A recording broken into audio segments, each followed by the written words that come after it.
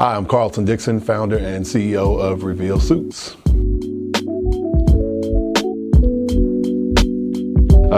Just kind of my background and kind of growing up in that single family household.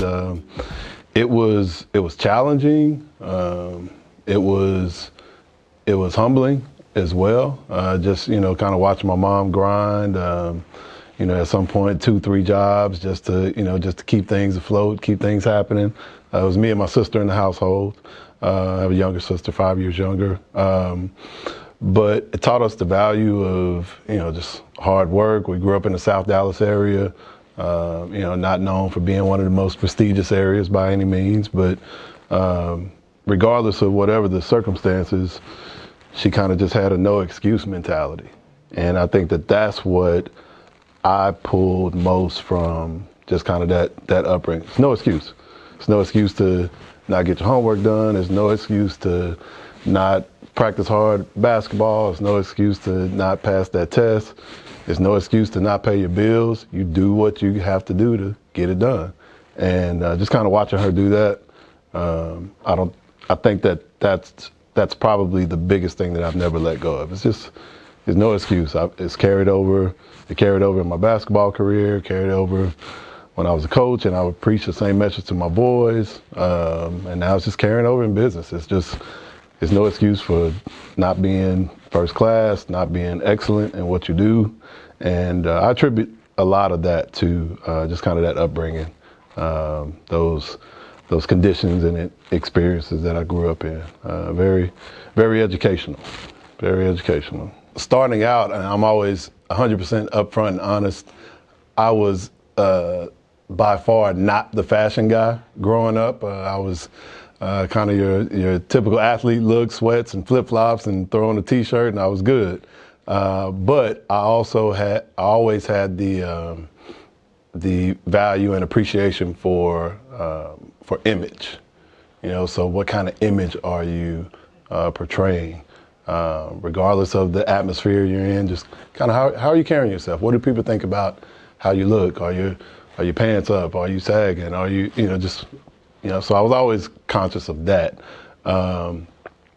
And just kind of growing up, I was in growing through the corporate arena, I was kind of always in the education, athletic field. I was a longtime educator, 15 years in Dallas ISD. Was kind of working my way up the ranks, various capacities. And then back in 2011, I was blessed to receive an appointment as the athletic director and head coach at North Dallas High School. And so enjoyed that. I always wanted to be an athletic director. Back in college, I was always the guy in the administrative offices just trying to figure out what was going on the business side and the marketing side. So I had aspirations to be an athletic director, so I was very proud when that came to fruition. Did that for 3 years. Loved that aspect of it. Loved the coaching aspect of it as well. My sister and I were both coaching at the same time, so that was kind of special. Supporting each other when we could. She has gone on by far to be the better coach. Just putting that out there. She just does an excellent job. But in the summer of 2014, I began to get a vision after watching the NBA draft. No, let me back up to summer of 2013, watching the NBA draft and seeing guys just kind of get a little bit more and more creative with their suits, both on the outside, and then you see guys, flashing some stuff on the inside. And one particular guy, he was asked about just kind of his inspiration for his jacket. He had some Oklahoma State patches sewn into his blazer. That's how badly he wanted to represent his school. And he just began to talk about his love for his school, how Oklahoma State helped raise him from a boy to a man. And then he said something very profound. He was just like, but I knew I couldn't get up here in one of my t-shirts or my sweatshirts. And so I had to be creative. And my mind just kind of got to wondering. I was just like, oh, okay, that was pretty cool. Saw a young man do it the following year in the NFL draft, which is always in April. And so I think I saw a couple of guys do it then, and I was just like, okay, I wonder if this could be a viable product. My wife and I started talking about it, started kicking around some things, different uses of what the suit could be. Is it for athletes? Could it be for fans and alumni? Could it be a viable everyday product? And so we felt so strongly in it that I actually resigned my athletic director position in that summer of 2014 because I felt like I needed to give it a year, for research, to learn about, first of all, to even see if the product existed. For about 2 weeks straight, I woke up before I resigned, mind you, before I resigned, I woke up every day on summer vacation as an educator, woke up every day really just Googling to see if the product existed. Collegiate suits, collegiate blazers, blazers with logos, any kind of search, I was doing it.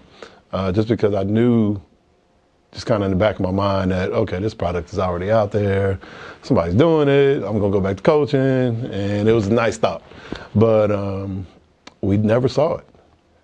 We never saw it. And so we made a decision, big decision, to resign from that AD job and just kind of see what it would take to see if we can get this off the ground. So researching fabrics and fashion, researching trademark and licensing with the NCAA.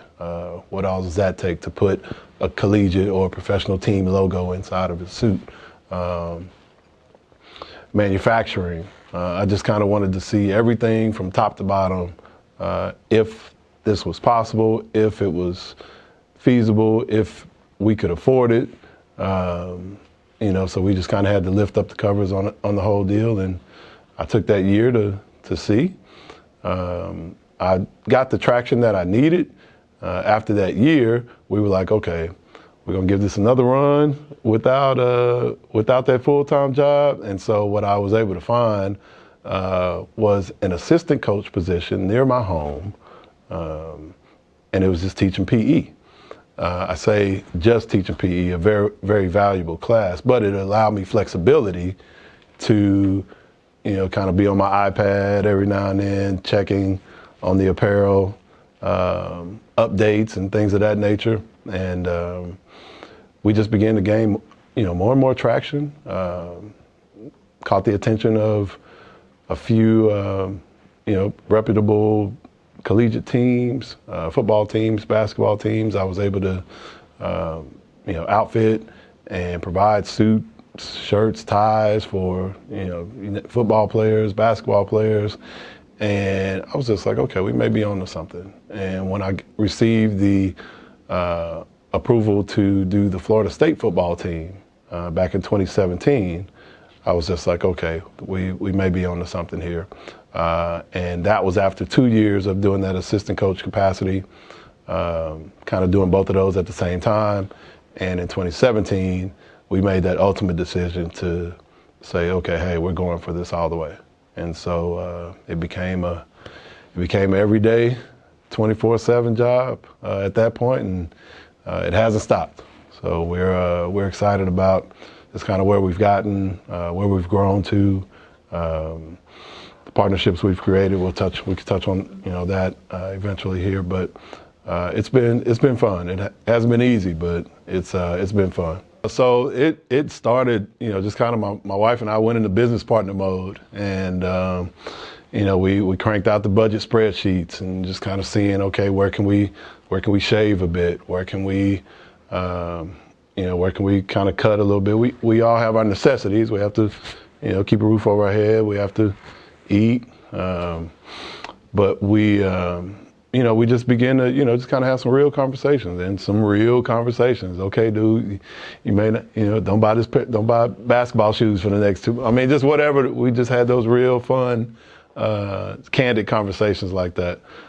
They weren't all laughs and smiles, but, and then, we kind of projected, okay, what could her salary, how far could her salary take us? And if no traction by month 6, that's when I will begin to apply. So, just begin to, because everybody, you can have the greatest ideas in the world, but you have to plan for, again, especially if you have a household to protect and have a spouse to, continue to feel comfortable.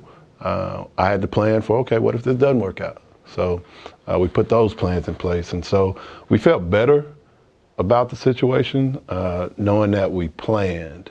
And it wasn't just, okay, hey, babe, I got this great idea, and I'm going to quit my job, and we're going to make $1 trillion. So we're always able to communicate like that. We communicate very well. And I think we both felt better about it, knowing that we had an actual plan in place. The biggest, thing that distinguishes us from a Men's Warehouse, from a Brooks Brothers, from any of the large conglomerates is the licensing piece. And I knew that was going to be what could make us unlike any other, suit maker, custom clothier in the world for that matter. And so knowing that what I wanted to create was an actual collegiate merchandise product, you have to, you're going to pay for using those logos. And so I began to dive deep into what the trademark and licensing requirements were, because this is the foundation of the business. And basically that is the NCAA doing a deep dive into your business, wanting to know about your entire operation, your marketing strategies, who's your audience. In our case, it's clear who our audience is: collegiate teams, athletic departments, and these hundreds of thousands of alumni and fans of these schools. And so we had to put an extensive plan together. I mean, it was a 6 to 8 month process just to get licensed. And so there's not a stitch being sewn until you get official approval through the NCAA and these respective schools to use their marks. And so when we were finally in compliance with that, throughout that same time, I was developing the relationships with the manufacturers, getting sample suits done, both male and female. You have to, you want to check their turnaround time, make sure that your delivery time can be good. Customers aren't waiting too long. You want to see how they ship. Do they just kind of fold your stuff, 3-4 times, or do they do just a 2-fold? And what do they ship it in? You want to make sure that their suit quality for male and female are the exact same. And all these boxes that you can check, and then if you get the product back and you don't like the product, then you're starting over. And so it took probably just as long, 6 to 8 months, to really settle on the two primary manufacturers that we use. So there was a lot, that went in behind it.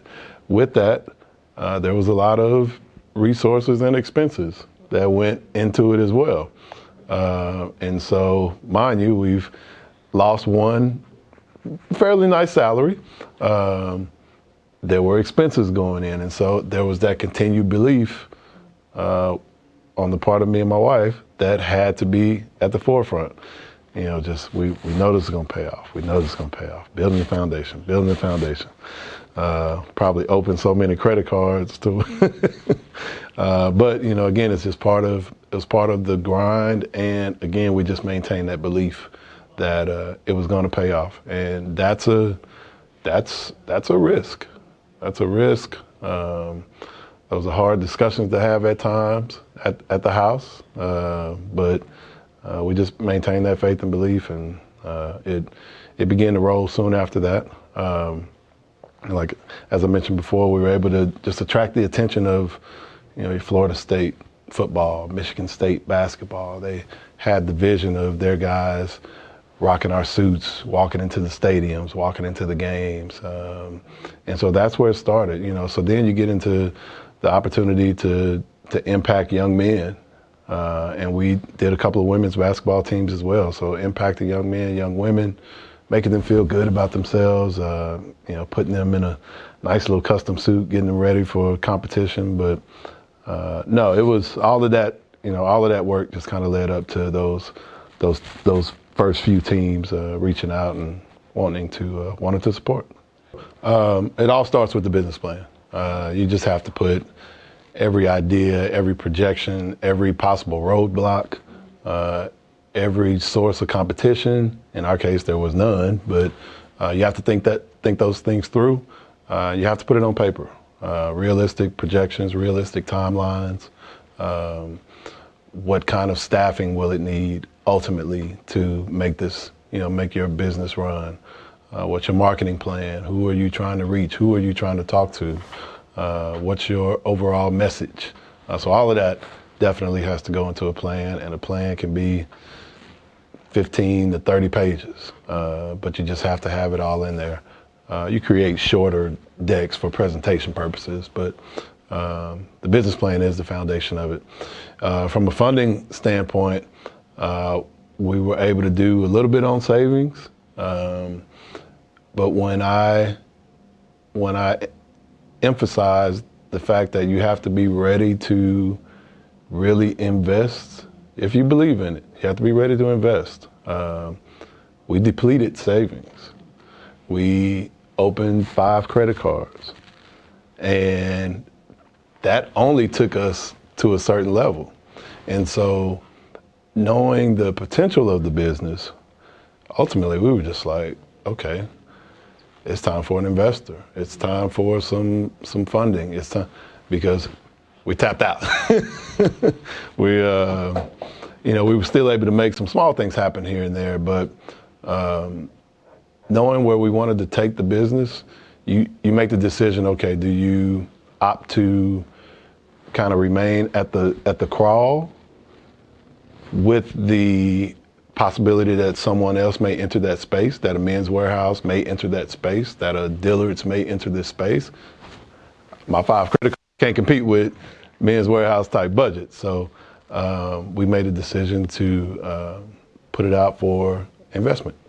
And it was amazing just to see the feedback from that, the people who wanted to learn more about the business, the people who saw the same vision. And I heard I had a lot of proposals thrown my way, a lot of meetings, vetting people, because now you're basically talking about marrying somebody that you can't get rid of without a whole bunch of litigation. And so we made the decision, my wife and I made a decision to let one partner come in. This was somebody who we met with several times. Our families got together. We talked business, we talked life, we talked faith, we talked everything. Because if I'm letting you in to some, I'm letting you into our brainchild. We're letting you into our baby, and so we have to have the utmost confidence that the same principles exist. Because this is something that we've prayed on and we've birthed, and you have to be careful about who you let in. So at present, we do have one partner, minority owner, who has brought so much to the table, even other, past the funding, just his experience, his ideas, and collectively we're ready to take this thing to another level. But funding is huge. Funding is huge, and it's just a matter of where you want to be. You can, like I said, you can choose to kind of remain at the crawl, but risk the competition coming in and taking your idea, and then I'm back to coaching. But it's been that was a very important part of the process, though, allowing someone else to finally come in. It all goes back to the plan that my wife and I created. We said that if we hadn't, we had no idea what to expect. I thought maybe we could just go and apply for these licenses and get these logos, and in 2 months we could be printing jackets, printing blazers, but that wasn't the case. And so little did I know that I wasn't gonna be able to do a thing for about 8 to 9 months, just because of the groundwork that needed to be laid. So it all goes back to the plan that we had. And our plan was that within 12 months of me resigning, within 12 months, if revenue wasn't at the level that we needed it to be, to basically we were looking for, okay, can I accrue what my salary was through sales to support for another year? And we didn't even come close. And so I had to maintain true to my word to my wife, and I was just like, okay, let's go see. I knew I didn't want to. We had too much momentum for me to go try and be an athletic director again, or even a head coach again, because I know that grind, and we were building the momentum of the apparel business, and so I had to keep that going, and so I couldn't take on that grind anymore. But when this opportunity became available, you think twice about it. The failure, it comes to mind, but in my case, it didn't apply, because I could say, okay, I really only had 3 months because of the 9-month groundwork that needed to be laid. So, kind of looking at it that way, I was just like, okay, you got to do what you got to do.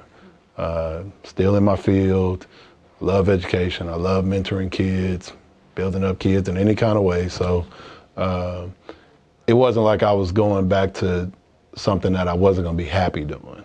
And so that made it a lot easier as well. But I think, if everyone, if you were honest with yourself, as I was, there was some kind of, man, I got to go back. God, if I would have done this. I mean, so it's just a lot of ifs, but you have to move past it, accept what's in front of you. And like I said, did that for 2 years, loved it, but ultimately was able to take that momentum to the point to where I could, get out altogether. The best is just seeing your vision, being appreciated, seeing your vision, being accepted, people getting excited about your vision. We were able to strike a partnership deal with the Dallas Cowboys. I'm actually rocking my Cowboys jacket today.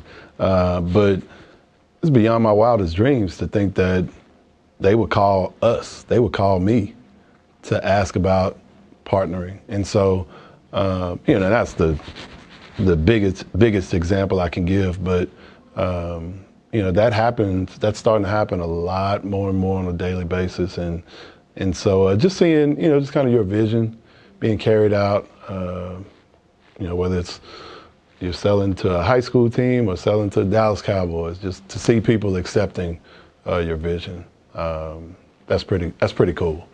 The worst thing, oh boy, the making it grow. And I'll explain it like this. You get to a point in which you feel like, it's going to fold. You feel like you can't pull any more money from anywhere else. You think that, you just have all kind of thoughts going from, and all it is, it's hitting that curve right before you grow. And so you start with the idea, you grind. You start to hit that curve before you hit, but that curve is serious. and because you've poured everything into it and you're not seeing the immediate results. And so it makes you feel like it's not gonna work, makes you feel like it's taking too long.